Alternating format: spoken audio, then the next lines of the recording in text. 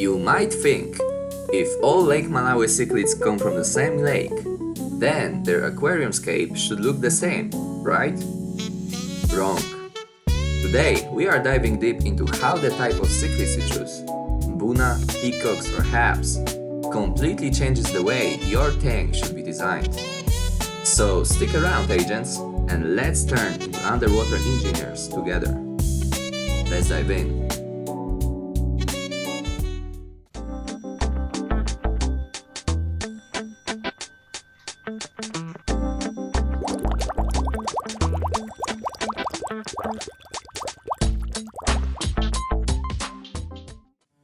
Welcome back, ladies and gents. Today's special, Malawi engineering. So here's the deal. When choosing one of three main cichlid groups, your aquascaping will need to change. Technically, we'll focus on two main variants, because Peace and Haps have very similar needs, so we'll treat them as one group. And the other, well, your good old Mbuna. Let's start with them, shall we? In Lake Malawi, Mbunas live near rocky shores, usually close to land where lake bed is basically 100% rocks. They use those rocks to mark territory, hide when love is in the air, or just escape enemies. And trust me, Mbunas are real good at making enemies. They're like that one antisocial guy in school that just fights everyone for no reason. Rocks serves also as protection from bigger predatory fish, and in the wild, they spend their days grazing algae of the rocks, exactly like they do in your tank, right? Now about Peacocks and Haps. They are more into open water cruising. Rocks, nice for a quick romantic encounter maybe, but that's about it. They patrol the midwater like lake sheriffs, always on the lookout for small Mbunas or fry to snack on. Pretty badass. The big boys among Haps and Peacocks tend to live in the deeper parts of Lake Malawi, where the rocky mazes suddenly turn into wide open sand plains. So yeah, rocks aren't exactly the centerpiece in their world. Alright agents, let's put on our goggles and take a closer look. How do those differences in lifestyle and habitat actually translate into aquascaping? A lot actually. See, if you give too few rocks to your Mbunas, they'll have nowhere to establish territory, and what happens then?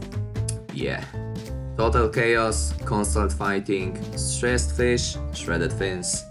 Now flip it, give your Haps and Peace a Mbuna level rockscape, and they'll feel boxed in, no room to patrol, no cruising lanes, just anxiety and confusion. That's why one of my golden rules is build your tank around the fish, never the other way around. So if you can, always plan your stocking list before you even buy the tank. Sounds obvious, I know, but if you're indecisive like me, trust me, no bueno. Now let's say you went full Mbuna mode. Your thing is high energy, algae scraping, drama-filled rock lovers. Your setup should reflect that. First up, substrate. Always sand. It's not just for aesthetics, it's essential. Mbunas dig, sift, rearrange, especially when they are breeding. Sometimes I walk in and I think, wait, who the hell re-escaped this tank overnight? Yeah, it's your fish. Sand also helps them clean their gills. Just make sure it's soft and fine, no sharp or chunky grains. But hold on, one more thing before sand. Glass protection. Always lay down some protection layer, egg crate, acrylic sheet, whatever works, because if a fish digs under the rock, and they will, that rock might shift and boom, right glass disaster.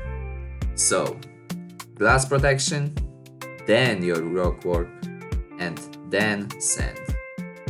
When placing your rocks, go wild. Create as much structure as possible. Caves, tunnels, crevices. Think Malawi jungle gym. Pro tip, try to make caves with 2 exits. That way, no one gets trapped in a dead end during the chase. Now that's a true Mbunas cave. And hey, if you are thinking of starting a Mbuna tank, but don't know where to begin, I got you covered. Check out my full beginner guide so you don't repeat my dumb mistakes. Now, what if you are more into the open water kings? You want that majestic vibe, big fish, big moves, predator energy. That's where Haps and Peacocks come in. Aquascaping for them is a whole different beast. Same order applies. Glass protection first, then rocks, then sand. But the style changes completely. For these guys, less is more. They need space, swimming lanes, room to turn, chase, display. They spend their days patrolling like underwater sheriffs. You still add rocks, but strategically. Think visual barriers, not territory. Why? Because if one fish gets chased, it needs a quick escape, somewhere to turn a corner or break the line of sight. I've even added a fake plant in my juvenile hab tank, just to give them a quick break zone. No super Malawi authentic, I know, but it does the job. They are still small, so extra hiding spots are needed. I'll probably remove it later.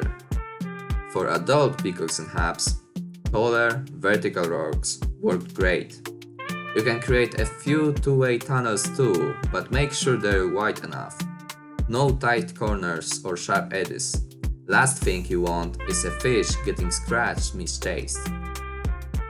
One more tip, try creating a straight open lane where the fish can cruise back and forth. They love that freedom. So yeah, for Mbuna think, how can I give them more to claim? For peacocks and haps, how can I give them space to move? Opposite energies, opposite needs, totally different scapes. I get it, you stack the rocks like Lego blocks. It's stable, but it looks like a parking garage in Atlantis.